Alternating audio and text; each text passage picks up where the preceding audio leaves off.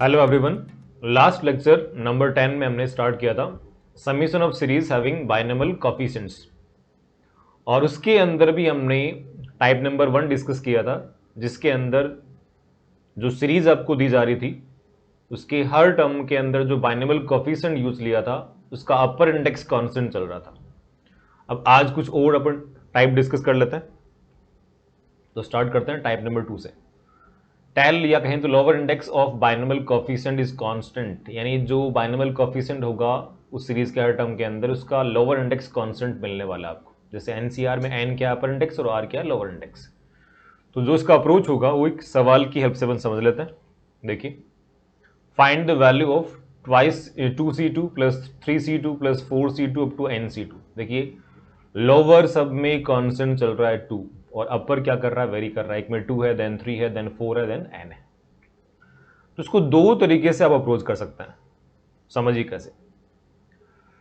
जैसे एक प्रॉपर्टी आपने बाइनोमियल कोफिशिएंट की पढ़ी थी कि एनसीआर प्लस एनसीआर माइनस 1, ये जो सम बनेगा that will be N plus 1 C R. यानी दो बाइनोमियल कोफिशिएंट जब भी आपको सम के फॉर्म में दिए जाए और दोनों का अपर इंडेक्स सेम हो और लोअर में एक का डिफरेंस हो, तो क्या बनेगा, अपर प्लस 1 यानी N plus 1 C R. R यहां पे कौन सा है, दोनों में बड़े वाला लोअर इंडेक्स है। तो अब यहां देखिए मेरे पास मल्टीपल बाइनोमियल कोफिशिएंट सम के फॉर्म में, तो मुझे ऐसा देखना है कि ऐसे कौन से यहां पे दो बाइनोमियल कोफिशिएंट जिनका अपर सेम चल रहा हो, अपर तो एक का भी सेम नहीं है, तो सेम बनाएंगे अपन। ये जो 2c2 लिखा है वो कितना बनेगा, 1 ही बनेगा। अब अगर मुझे दो बाइनोमियल कोफिशिएंट चाहिए जिनका अपर इंडेक्स सेम हो, तो जैसे यहां पे 3 है, तो अगर मैं एक बाइनोमियल कोफिशिएंट यहां पे क्रिएट करना चाहूं जिसका अपर 3 हो, तो क्या 2c2 को अपन डेफिनेटली 3c3 भी लिख पाएंगे? जी हाँ, बिकॉज 3c3 भी कितना होता है, 1 ही होता है। तो हमने क्या लिखा, इसको रीअरेंज कर दिया, ये बन गया 3c3, देन क्या दिया अपने को 3c2 4c2 अप टू कहां तक, nc2 तक। अब देखिए, आप ये जो पहले दो बाइनोमियल कोफिशिएंट सम के फॉर्म में, अगर इनमें ये प्रॉपर्टी लगाते हैं जो आप स्क्रीन पे देख पा रहे हैं यहाँ पे राइट हैंड साइड में, ये वाला, दोनों का अपर सेम है 3, लोअर में एक का डिफरेंस है, तो पैटर्न क्या दिखा आपने, अपर प्लस 1 यानी 4c, लोअर में क्या आएगा, बड़े वाला लोअर इंडेक्स दैट इज 3। अब ये 4c3 जो है वो 4c2 के साथ में जुड़ जाएगा, 4 और ये 4 अपर सेम है, लोअर में 3 और 2 एक का डिफरेंस है, अपर प्लस 1 यानी 5c, लोअर में बड़े वाला यानी 3। तो आप ये देखो, जब आप सम यहां तक निकाल रहे हैं, सम जब आप सेकंड टर्म तक निकाल रहे हैं, तो क्या बन रहा है, 4c3 बन रहा है। अगर सम आपने थर्ड टर्म तक निकाला, सम कितना बनेगा यहाँ पे, 5c3 बनेगा। तो पैटर्न देखिए आप, पैटर्न क्या चल रहा है, 4c2 तक आप सम कर रहे हैं तो सम बन रहा है 5c3, 4 की बजाय वहां पे 5 आ गया, एक बढ़ रहा है वो। अगर आप सेकंड टर्म तक सम निकाल रहे हैं यानी 3c2 तक, तो सम कितना बन रहा है 4c3, 3 से एक बढ़ गया 4, बट लोअर में तो क्या चल रहा है 3 और यहां भी क्या चल रहा है 3। तो ये सम आप लास्ट टर्म तक जब निकाल देंगे, यहां तक जब सम निकाल देंगे, तो पैटर्न के अकॉर्डिंग क्या होना चाहिए, एन से बढ़ जाएगा यानी एन प्लस 1, और लोअर तो क्या रहेगा 3 रहेगा। तो अपना आंसर क्या बन जाएगा यहाँ पे, एन प्लस 1 c3 बन जाएगा। सेकेंड टर्म तक सम निकाला हमने, क्या बना 4c3, 4c3। जब सम आपने निकाल लिया थर्ड टर्म तक, तो it will be 5c3। Third term में 4 था ऊपर लोअर इंडेक्स में, अब वो वहां तक सम कितना बना 5c3, तो 4 से एक ज्यादा 5। अगर आपने सम निकाला सेकेंड टर्म तक, सेकेंड टर्म था 3c2, क्या बना 4c3, 3 से एक ज्यादा। तो जब आप सम निकाल देंगे लास्ट टर्म तक, तो क्या बनेगा, लास्ट टर्म का अपर इंडेक्स कितना एन, तो उससे एक ज्यादा एन प्लस 1, और सी लोअर में तो क्या बनना है 3 बनना है। तो यहां पे प्रॉपर्टी काम लिया अपने NCR plus NCR minus 1 equal to N plus 1 C R. इसी को आप एक तरीके से और भी अप्रोच कर सकते हैं। ओके, मेथड नंबर 2 देखिए, सेम क्वेश्चन है 2c2 से लेके nc2 तक। तो यहां पर अगर एक सवाल मैं आपसे पूछ लूं कि coefficient of x power r in 1 plus x whole power n, तो बताइए क्या जवाब रहेगा आप लोगों का। 1 प्लस एक्स पावर n के अंदर x पावर r का मुझे कोफिशिएंट निकालना है। तो कोफिशिएंट कैसे निकालते हैं अपन, वाया जनरल टर्म निकालो टी आर प्लस वन इसका, एन सी आर 1 की power n minus R will be 1 और x पावर r, तो N C R into X power R बन रहा है, तो x पावर r का जो कोफिशिएंट निकल के आ रहा है that is N C R. अब ये क्यों लिखा है वो समझिए मैंने, आप ये 2c2 जो है ना, अगर 1 प्लस एक्स पावर n के अंदर मैं n को मान लू 2 और r को भी 2 ही मान लू, तो क्या 1 प्लस एक्स पावर 2 के अंदर x की पावर 2 का जो कोफिशिएंट होगा वो 2c2 ही बन जाएगा। n को भी 2 ले रहे हैं और r को भी 2 ले रहे हैं, तो ये क्या मिल रहा है मेरे को, ये मिल रहा है कोफिशिएंट ऑफ x पावर 2 इन किसके अंदर, 1 प्लस एक्स पावर 2 के अंदर। ऐसे ही सेम तरीके से अब लगे हाथ यही बता दो कि 3c2 क्या है, इस बार क्या करेंगे, n को 3 और r को 2, तो ये बनेगा कोफिशिएंट ऑफ क्या, x पावर 2 इन किसके अंदर, 1 प्लस एक्स पावर 3 के अंदर। n को 3 लिया, r को 2, तो 1 प्लस एक्स पावर 3 बन गया, coefficient of x power r को 2 ले रहे हैं, इन x पावर 2 का निकालना है, दैट विल बी 3c2।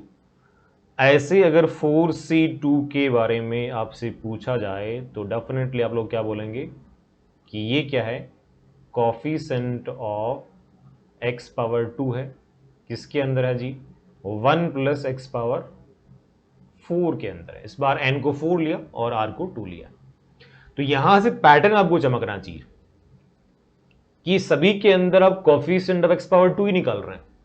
क्यों, बिकॉज लोअर इंडेक्स क्या है, 2 चल रहा है, तो यहां से पैटर्न क्या निकल के आ रहा है कि जो लोअर इंडेक्स चल रहा है वो लगा देंगे x की पावर के अंदर और उसी का कोफिशिएंट निकालेंगे अपन। किसके अंदर निकालेंगे, जैसे फर्स्ट में अपर इंडेक्स 2 था तो 1 प्लस एक्स पावर 2 के अंदर निकालेंगे, सेकेंड में अपर कितना 3 तो 1 प्लस एक्स पावर 3 के अंदर निकालेंगे, थर्ड में अपर कितना 4 तो 1 प्लस एक्स पावर 4 के अंदर निकालेंगे, ऐसे ही लास्ट में अपर कितना n तो 1 प्लस एक्स पावर n के अंदर निकालेंगे।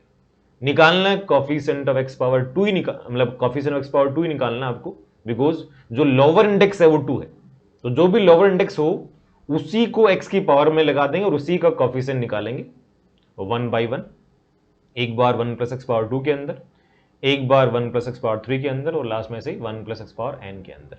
तो क्या इसको एक साथ ऐसे लिख दिया जाए, कोफिशिएंट ऑफ x पावर 2 इन किस में निकाल रहे हैं, फर्स्ट निकाल रहे हैं 1 प्लस एक्स पावर 2 के अंदर, देन 1 प्लस एक्स पावर 3 में निकाल रहे हैं, 1 प्लस एक्स पावर 4 में निकाल रहे हैं और ऐसे ही लास्ट किस में निकाल रहे हैं, 1 प्लस एक्स पावर n में निकाल रहे हैं। अब ये देखिए ब्रैकेट में आपको जानी मानी सीरीज दिखनी चाहिए, ये अपने आप में एक जीपी है, बिकॉज कॉन्जेक्यूटिव टर्म्स का रेशियो यहाँ पे क्या है, कांस्टेंट है, जिसको जीपी बोलते हैं हम, ज्योमेट्रिक प्रोग्रेशन। इसका फर्स्ट टर्म क्या है, यहाँ पे फर्स्ट टर्म है 1 प्लस एक्स पावर 2, ये हो गया फर्स्ट टर्म, ए बोल दिया इसको, और कॉमन रेशियो आर बोलते हैं, वो बन गया 1 प्लस एक्स।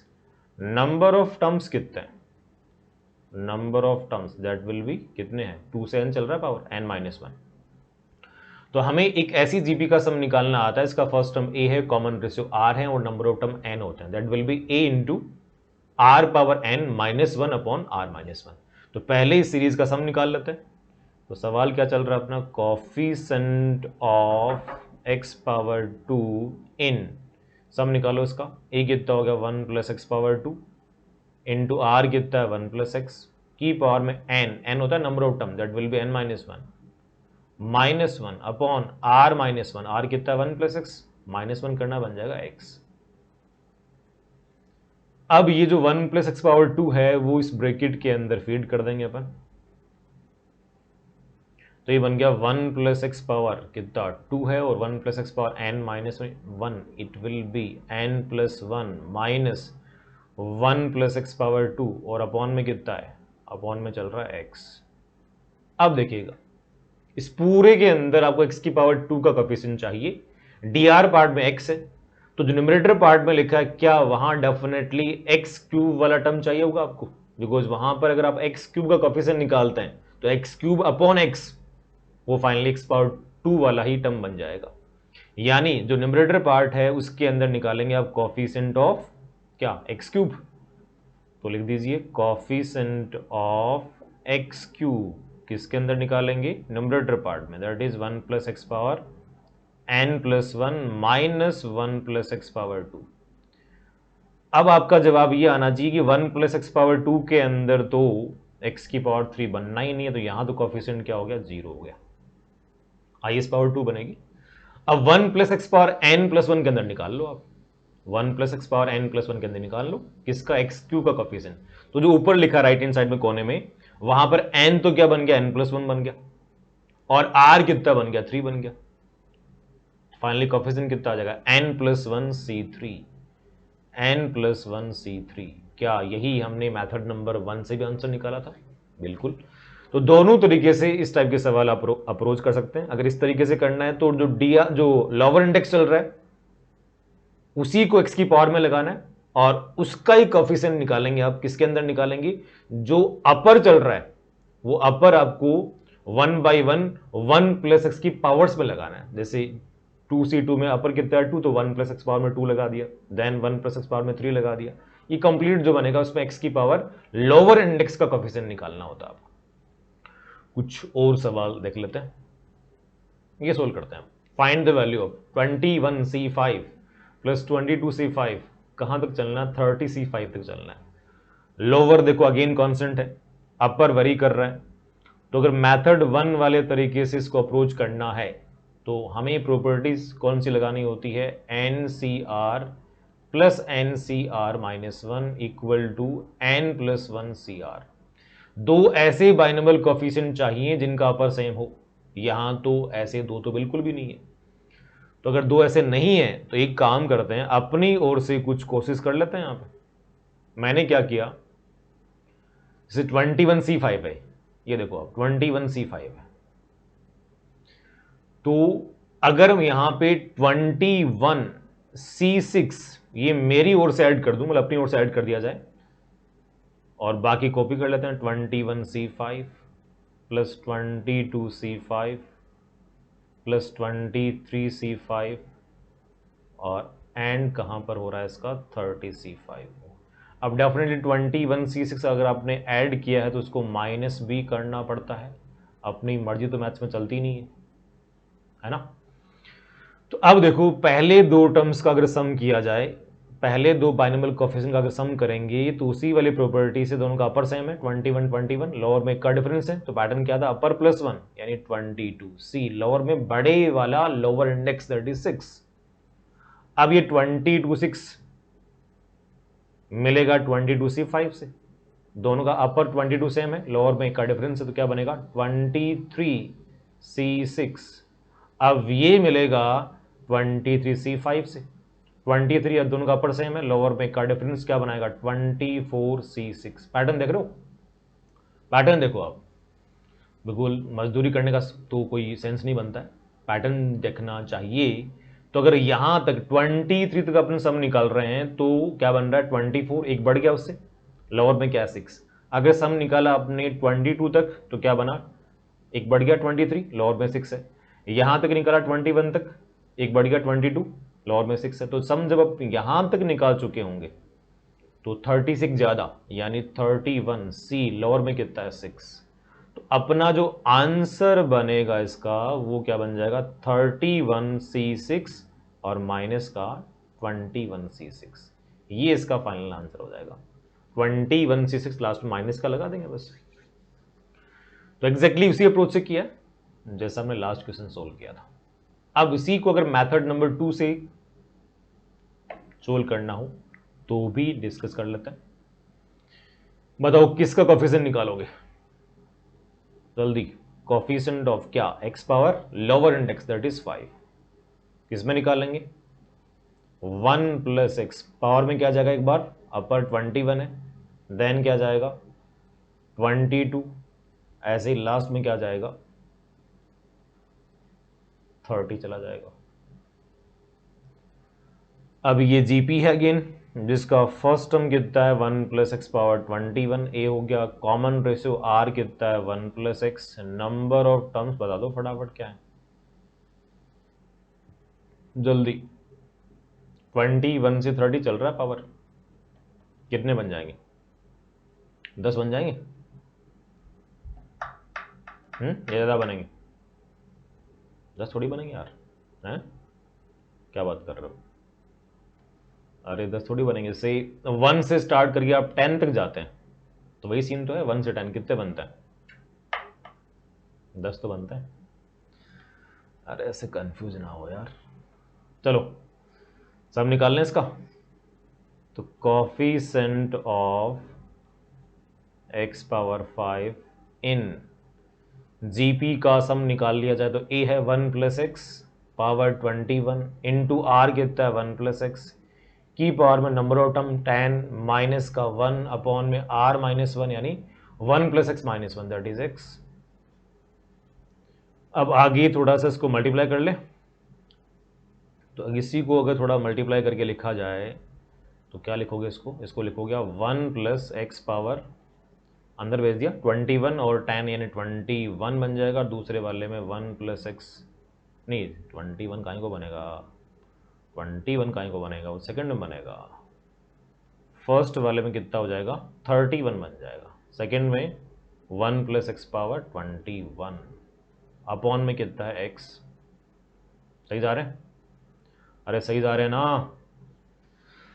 अब देखिए मुझे इस कंप्लीट के अंदर x पावर 5 का कोफिशिएंट निकालना है। dr पार्ट में x वेट कर रहा है, न्यूमरेटर पार्ट में किसका निकालेंगे? x पावर 6 का निकालेंगे, because x power 6 upon x power 5 बना देगा। तो क्या करना है? कोफिशिएंट ऑफ किसका निकालेंगे जी? x पावर 6 का निकालेंगे, और किस में 1 plus x power 31 minus 1 plus x power 21। अब पहले वाले में x पावर 6 का जो कोफिशिएंट बनेगा that will B 31c6। 1 plus x power n के अंदर x की पावर r का जो कोफिशिएंट बनता है वो ncr बनता है। तो यहाँ पे n तो गया 31, r कितना हो गया 6, 31c6। सेकेंड वाले में 21c6। तो यही तो आंसर बनाया था हमने। एक और सवाल देखिए, ये देखो यहां भी लोअर सही में चल रहा है 3 3 3, बट मल्टीप्लाई में कुछ मेहमान और हैं, कुछ कॉन्स्टेंट मल्टीप्लाई में डाल रखे हैं हमने। तो फिर अपना मेथड नंबर 2 तो ऑलवेज है, बिंदास काम करता है। क्या लिखोगे?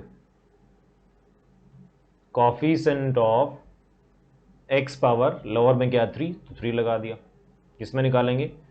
nc3 मतलब 1 प्लस एक्स पावर में अपर मीन्स n, और n प्लस 1c3 तो वहां पे 1 plus x power n plus 1, but constant 2 है तो 2 से इसको इंटू कर लेंगे बस।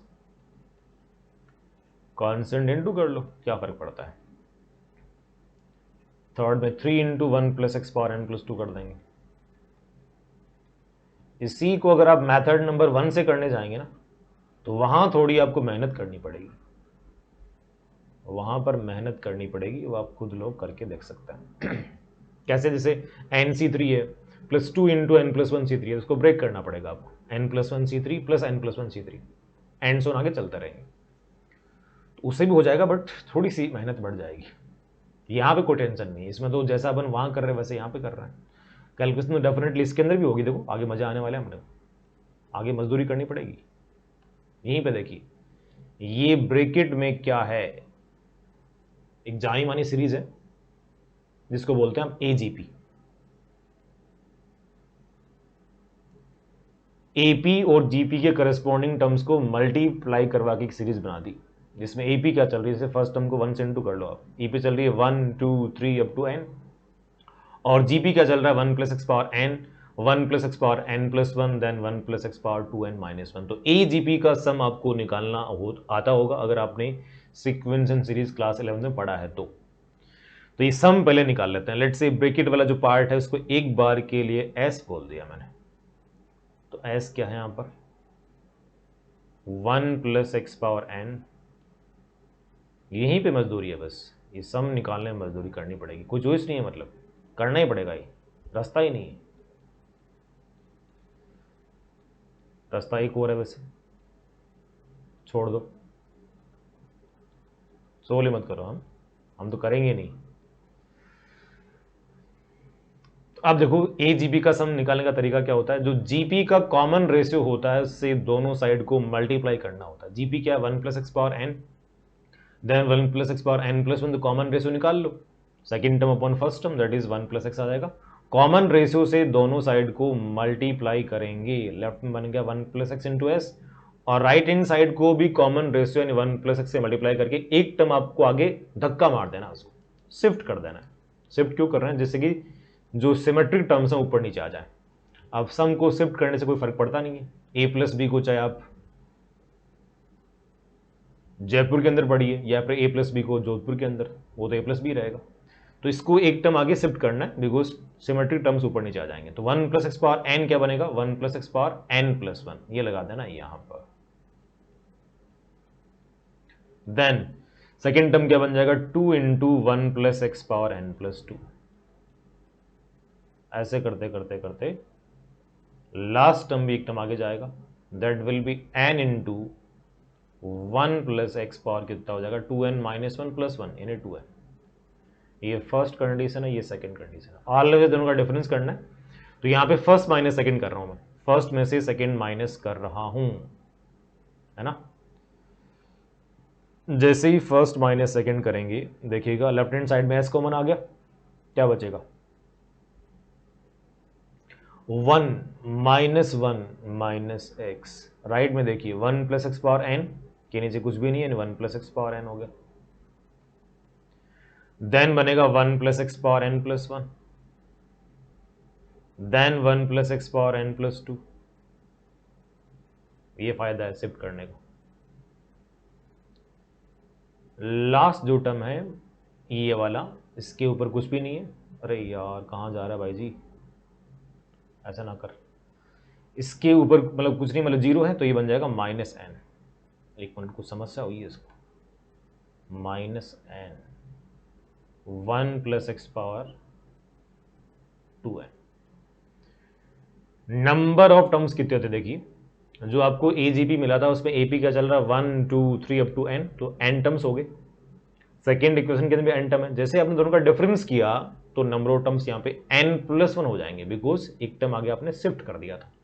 तो इस सीरीज के अंदर यहां से लेकर यहां तक टोटल टर्म्स कितने हैं? एन प्लस 1 है। अब जरा देखिए इसके अंदर, अगर आप यहां से लेकर सेकेंड लास्ट टर्म तक यहां तक देखेंगे तो ये अपने आप में क्या है? जीपी है। लास्ट टर्म डिस्टर्ब कर रहा है बस, बिकॉज माइनस एन तो बिल्कुल ही आउट ऑफ बॉक्स है इस कॉन्टेक्स्ट में। तो फर्स्ट से लेके लास्ट टर्म तक एक जीपी है जिसमें नंबर ऑफ टर्म कितने हो जाएंगे? एन हो जाएंगे।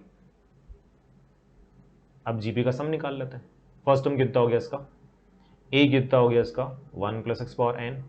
आर कितना हो गया? कॉमन रेशियो 1 प्लस एक्स, और नंबर ऑफ टर्म्स कितने हैं? एन ही है। तो पहले जीपी का सम निकालते हैं। लेफ्ट में कितना बनेगा? माइनस एक्स इंटू एस, और राइट में इस जीपी का सम निकाल लेते हैं। चलो सम निकाला जाए।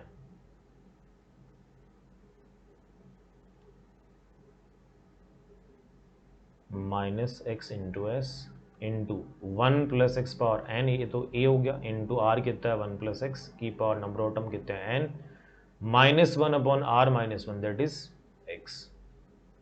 एक टर्म लास्ट में चल रहा था, माइनस का कितना था? जल्दी बोलो। N into 1 plus x power 2n।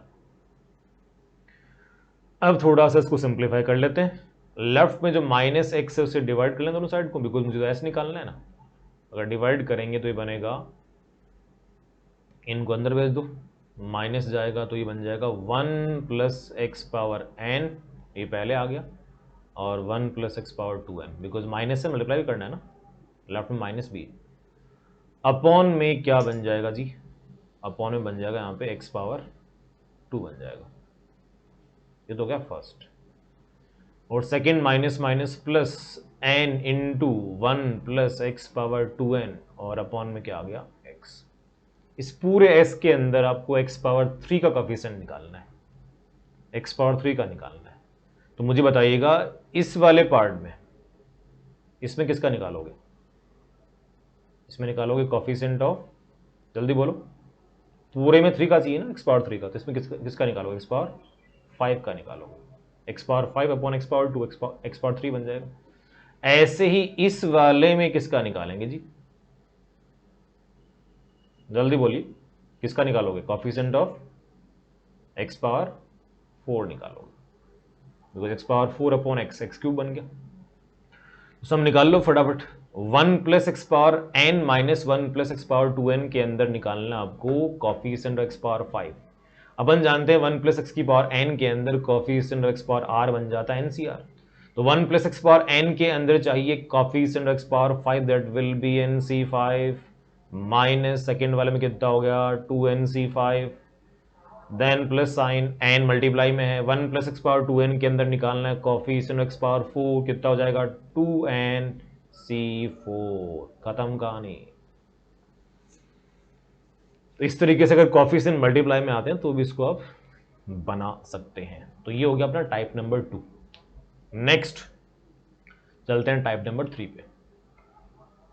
Both head and tail are variable, दोनों सिर एंड पूछ वेरी कर रहे हैं, हेड भी और टेल भी, यानी अपर इंडेक्स और लोअर इंडेक्स दोनों ही वेरी कर रहे हैं।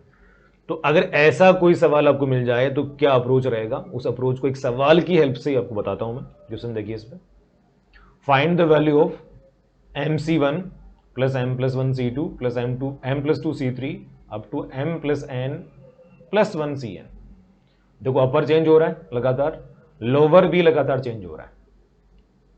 तो एक प्रॉपर्टी पढ़ी होती है हमने, एक प्रॉपर्टी पढ़ी होती है कि जो NCR होता है ना, इस NCR को लिख पाते हैं आप NCN माइनस R। बड़ी शानदार प्रॉपर्टी है, इतनी बेसिक है, इतनी शानदार है, मतलब यहां पे देखो सवाल को उड़ा देगी। NCR को लिखेंगे आप NCN माइनस R, तो सभी बाइनोमियल कोएफिशिएंट को इसके अकॉर्डिंग अरेंज कर दो। तो MC1 कितना बन जाएगा MCM माइनस 1।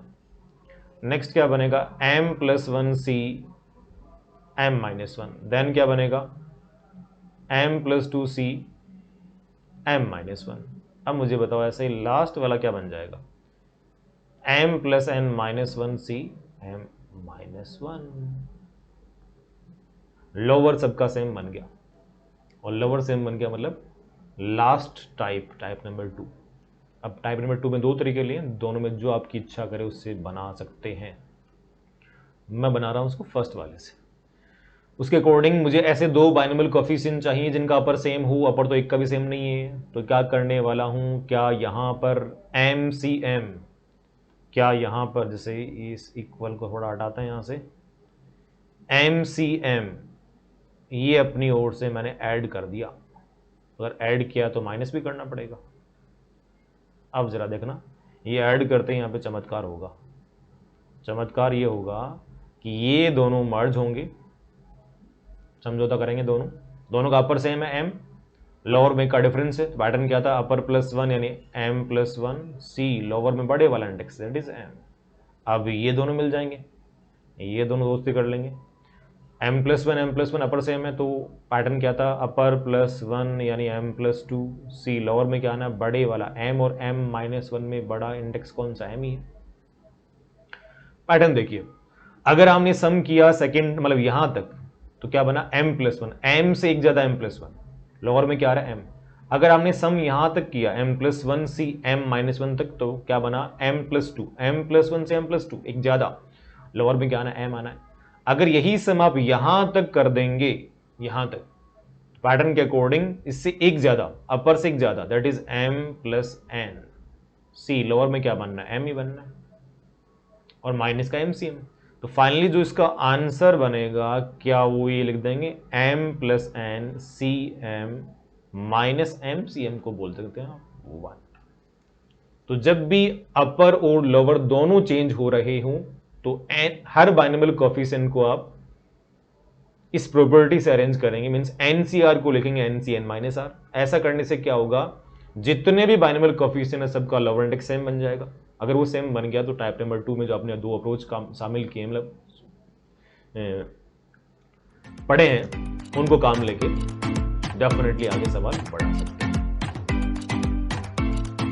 तो बस आज के लिए इतना ही, बाकी नेक्स्ट लेक्चर